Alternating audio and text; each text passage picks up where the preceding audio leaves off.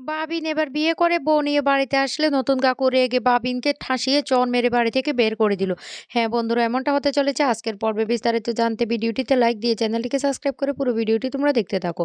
গল্পের শুরুতে আমরা দেখতে পারবো মিটিল তখন বলতে লাগলো, কাকিমা তোমার ছেলে না এখন আর আমার প্রতি কোনো মোহ নেই, কোনো আগ্রহ নেই। আমি তোমাদেরকে এতদিন বলিনি, রোজ আমি ওকে কল করি কিন্তু ও আমার কলটা রিসিভ করে না। আগে ও রাতের পর রাত আমাকে ফোন করে ডিস্টার্ব করতো, আমি তখন তাকে বলতাম যে একটু ডিসিপ্লিন হও, সব কিছুর একটু ডিসিপ্লিন থাকা ভালো। কিন্তু এখন তোমার ছেলে আর আমাকে ফোন করে না। আমি দেখি ও অনলাইনে আছে, তারপরে ও আমাকে একবারের জন্য ফোন করে না। আমি যদি ফোন করি ও বলে ও নাকি অফিসের কাজ করছে। কিন্তু মিথ্যে কথা। আর তার উপর অভিমান করে এখন আমি আর ওর সাথে কথা বলি না, ওকে আর ফোন করি না। তাতে অবশ্য তার কিছুই যায় আসে না। কারণ সে তো চায় আমার থেকে দূরে চলে যেতে। তখনই কমলিনী বলতে লাগলো, ও মিটিল, এটা তোমার ভুল ধারণা। আমার মনে হচ্ছে তোমাদের দুজনের মধ্যে কোথাও ভুল বোঝাবুঝি সৃষ্টি হয়েছে। আমরা তো সবাই জানি যে বাবিল এমন ধরনের ছেলেই না। হ্যাঁ, ও ভালোবাসার কথাটা স্পষ্ট করে বলতে পারে না। ও আর অন্য সবার থেকে একটু আলাদা। তাই বলে ও তো তোমাকে মন প্রাণ দিয়ে ভালোবাসে।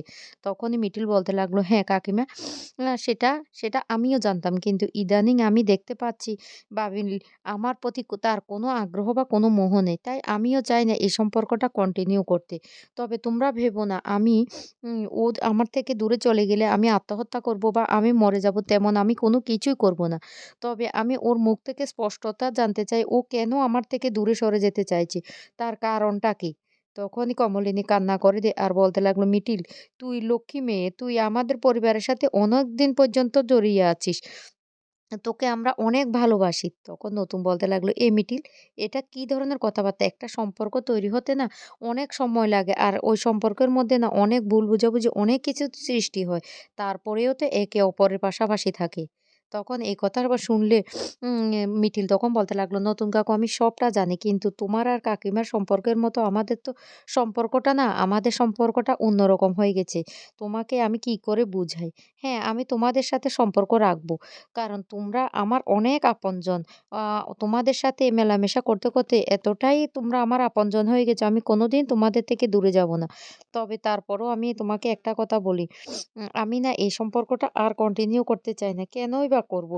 যে আমার থেকে দূরে চলে যেতে চাইছে তাকে আমি জোর করে কেন আটকে রাখবো? তখন নতুন বলতে লাগলো, না মিটিল, এটা তোর ভুল ধারণা। কেউ যদি দূরে চলে যেতে চায় তাকে আটকানোর দায়িত্ব তোর। কারণ তুই ওকে ভালোবাসিস। তখন বলতে লাগলো, না নতুন কাকু, একতরফা ভালোবাসা হয় না। তুমি তো সেটা বেশ ভালো করে জানো। আমার মা-বাবা সবাই জানে ওর সাথে আমার বিয়ে ঠিক হয়ে গেছে। কিন্তু এই বিয়েটা তো একা সিদ্ধান্ত নিইনি আমি। তুমি বেশ ভালো করে জানো সবার তরফ থেকে এই সিদ্ধান্তটা এসে তারপর বিয়েটা ঠিক হয়েছে। কিন্তু এখন আমার মা-বাবা জিজ্ঞাসা করে প্রতিনিয়ত, আমাদের বিয়েটার কি হলো? আমরা কেন এখনো কোনো কথা বলি না, চুপচাপ হয়ে আছি? আমি কি জবাব দেব তুমি বলো?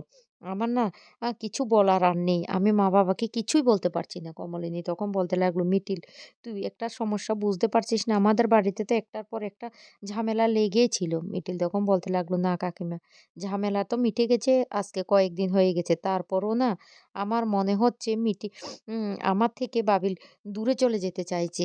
ও আমাকে না আর সহ্য করতে পারছে না, সেটা আমি বেশ ভালো বুঝতে পারছি। অন্যদিকে দেখা যায় কমলিনীকে নিয়ে কমলিনীর বৌদিভাই অনেক কথা শোনাতে থাকে কমলিনীর মাকে। আর বলতে লাগলো, হ্যাঁ, আমি তো আর আপনাদের মেয়ের মতো নির্লজ্জ হতে পারবো না। আপনাদের মেয়ের মধ্যে বিচার বিবেচনা নাই থাকতে পারে। আমার তো সেটা আছে। তখন একথা বললে কমলিনীর মা তখন বলতে লাগলো, শোনো বৌমা, তুমি সবসময় এভাবে আমার মেয়েটাকে নিয়ে কেন হিংসে করো? হ্যাঁ, আমার মেয়েটার এখন একটু আনন্দ করছে। আর সেটা করছে, ভালোই করছে। আমি তো মনে করি আমার মেয়ে যা করেছে ভালোই করেছে। এতদিন যে আমার মেয়েটা কষ্টের মধ্যে ছিল তখন তো তুমি একবারের জন্যও বলোনি। তখন তো তুমিও অনেক আনন্দ করেছ। হ্যাঁ, আমার ছেলে অবশ্য বলত বুড়িকে নিয়ে যাব। কিন্তু তখন তুমি মুখটা ভার করে রাখতে। যাতে আমরা কেউ আর বুড়িকে এর সাথে নিয়ে না যাই। তখন তো তুমি একবারের জন্য বুড়ির জন্য অনুশোচনা করোনি। এখন কেন তোমার আবার বুড়ির জন্য অ এভাবে কষ্ট হচ্ছে যে বুড়ির মানসিকতা বলতে কিছুই নেই? রেশমি তখন বলতে লাগলো, শুনুন মা, আমি একটা কথা বলে রাখি। এই অনন্যাদির ছেলেটা যে মারা গিয়েছে, আপনার মেয়ের তো কর্তব্যের মধ্যে পড়ে যে অনন্যাদির কাছে গিয়ে ওকে একটু সান্ত্বনা দেওয়া। অ আপনার মেয়ে তো ওই বাড়িতে যায় না। কোথায় একটু সান্ত্বনা দেবে? আমার মনে হচ্ছে আমি অনন্যাদির বাড়িতে গিয়ে অনন্যাদির হাত ধরে কিছুক্ষণ বসে থাকলেও অনন্যাদি একটু হলেও ও শান্তি পাবে। কারণ অনন্যাদির তো খুব কষ্টে আছে। তাই আমি না আপনার মেয়ের মতো অকৃতজ্ঞ হতে পারব না। সবকিছু ভুলে এখন সবাইকে নিয়ে ঘুরতে যাওয়া নিয়ে ব্যস্ত হতে পারব না। তখন কমলিনী কাকাবাবু বলে উঠে, "শুনো বৌমা, তুমি সবসময় বুড়িকে নিয়ে হিংসে করো। কেন তোমার এত হিংসে? উম তোমার মেয়েও তো আছে। তোমার মেয়ে যদি আজ বাদে কাল আরেকটা সম্পর্কে জড়িয়ে পড়ে তখন? তখন তুমি তো এই মুখে আবার অন্য কথা বলবে। তুমি যে বাবু কি সেটা তো আমরা বেশ ভালো করে বুঝতে পারছি। বিয়ের পর থেকে তুমি কোনোদিন এ বাড়ির ভালো কিছু সহ্য করতে পারোনি। আর মিঠিরই বা দোষ কোথায়? মিঠির সাথে তো সেই প্লুটোর কোনো সম্পর্ক ছিল না। ছিল তো তোমার মেয়ের সাথে। তুমি না হয় বাড়িতেই থাকো। আর এই তোকেও বলি চল আমাদের সাথে তুইও ঘুরতে চল। তখন কমলিনীর বৌদি বলতে লাগলো, "হ্যাঁ, নিয়ে যান, নিয়ে যান। এবার আমার স্বামীটাকেও টানতে, টানতে নিয়ে যান। আমি একা বাড়িতে থাকবো।" কমলিনীর কাকাবাবু তখন বলতে লাগলো, "তুমি কেন একা বাড়িতে থাকবে? তোমার তো অনেক কিছু করার ক্ষমতা আছে। তুমি তোমার বাবার বাড়ি চলে যাও। তোমাকেও তো যেতে বলেছে। তুমি যেহেতু যেতে পারবে না, তোমার ইচ্ছে নেই তাহলে তুমি চলে যাও। তুমি ওখানে গিয়ে চলে যাও। আমরা ওকে আমাদের সাথে নিয়ে যাবো।" এদিকে মিটিল তখন কান্না করে বলতে লাগলো, "কাকিমা আমার না বড্ড কষ্ট হচ্ছে। এভাবে বাবিল আমাকে দূরে ঠেলে দেবে সেটা না আমি কোনোদিন ভাবতে পারিনি। যে বাবিল সবসময় আমার সাথে কথা না বলে থাকতে পারত না, সেই বাবিল আজকে অনেকদিন পর্যন্ত আমার সাথে কোনো কথাই বলে না, কোনো যোগাযোগই করে না।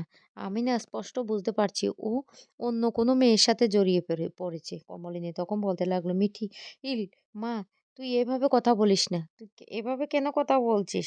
বাবিল এই ধরনের কাজ করতেই পারে না।" তখন মিঠিল বলতে লাগলো, "কাকিমা আমি তোমাদেরকে কিভাবে বলবো আমি সেটা বুঝতে পারছি না। তোমরা জানো না আমি না ওর বিষয়ে অনেক খোঁজখবর নিয়েছি। ও অফিসের একটা মেয়ের সাথে সারাক্ষণ গল্প আড্ডা নিয়ে ব্যস্ত থাকে। আর সেটা না আমি বুঝতে পেরেছি। এইদিকে বাবিন সিদ্ধান্ত নেয় বাবিন বিয়ে করবে। আর বাবিন যে মেয়েটার সাথে সম্পর্কে জড়িয়ে পড়েছে সেই মেয়েটাকে বিয়ে করে বাড়ি ফিরে আসে। আর তখন সেই মুহূর্তে মিটিল বাবিলের বউকে দেখে কান্নায় ভেঙে পড়ে। নতুন তখন প্রচন্ড রেগে যায়। নতুন রেগে গিয়ে বলতে লাগলো, "তোর এত বড় সাহস! তুই এই কাজটা কি করে করতে পারলি? তুই কি করে মিটিলকে ধোঁকা দিতে পারলি?" বাবিন তখন বলতে লাগলো, "আমি তো মিটিলকে কোনোদিন ভালোই বাসিনি। আমি তো অনেকবার বলার চেষ্টা করছি। মিটিল আমার কথা যদি না শুনে তাহলে আমি কি করব?" কমলিনী তখন বলতে লাগলো, "বাবিল আমি তোর থেকে এটা আশা করিনি। চিরটাকাল আমি বুবলাই এরকম জানতাম। কিন্তু তুই যে এতটা নিঃস্ব তা তো আমি জানতাম না।" মিটিল তখন বলতে লাগলো, "কাকিমা, কাকিমা তুমি আর কোনো কথা বলো না। আমি সবটা বুঝতে পেরে গেছি। তুমি আমাকে নিয়ে কোনো চিন্তা করো না। আমি বাড়ি চলে যাচ্ছি।" এই বলে মিটিল কান্না করে বাড়ি চলে যেতে লাগলো। কমলিনী তখন বলতে লাগলো, "না মিটিল, না তুই বাড়ি ফিরে যাবি না। তুই কেন বাড়ি ফিরে যাবি? আর ভাবিন তুই এই কাজটা কি করে করতে পারলি? কি করে করতে পারলি?" তখন নতুন বলতে লাগলো, "এই মুহূর্তে তুই এই বাড়ি থেকে বেরিয়ে যা। আর একটা মুহূর্ত তোকে আমি দেখতে চাই না। দেখতে চাই না।" বাবিন তখন বলতে লাগলো, "হ্যাঁ, আমি চলে যাব। আমি থাকবো না। আমি বিদেশ চলে যাব। আমার আর হাতে মাত্র গোনা কয়টা দিন।" কমলিনী তখন বলতে লাগলো, "বাবিন যেদিন তুই নিজের ভুলটা বুঝতে পারবি না, সেই দিন যদি ফিরে আসিস তোর জন্য এই দরজাটা চিরকালের জন্য বন্ধ হয়ে যাবে।" তখনই মিঠি এসে বলতে লাগলো, "দা ভাই তুই এই কাজটা কি করে করতে পারলি? তুই মিটির দিকে কিভাবে এভাবে ঠকাতে